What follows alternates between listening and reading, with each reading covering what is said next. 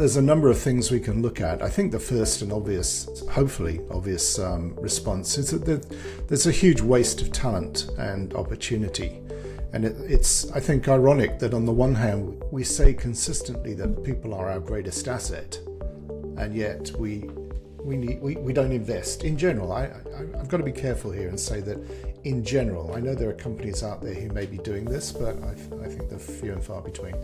So there's that waste of talent and opportunity, but we've got more empirical evidence in the form of industry data from, for example, the Professional Services Benchmark Report from SPI Research, which is produced annually and has been for the last 16 years.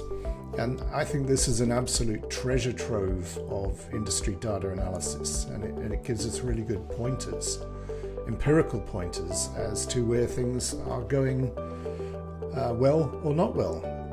So, for example, 2023 was a horrible year for a lot of organizations, the COVID rebound and so on. But when I look at that and I see that for 80% of professional services organizations, the average EBITDA for 2023 was 3%. That's bad.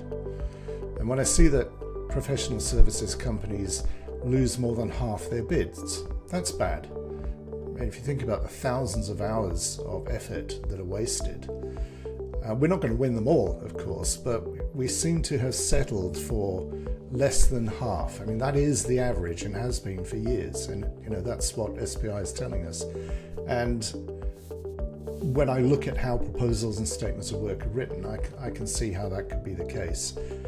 And when I see that it takes 60 days for new hires to become effective because there's no this is how we operate, this is our framework for consulting, this is our methodology for pre-sales, that's not good either. So it's fairly evident, I think, to see where things are not going so well.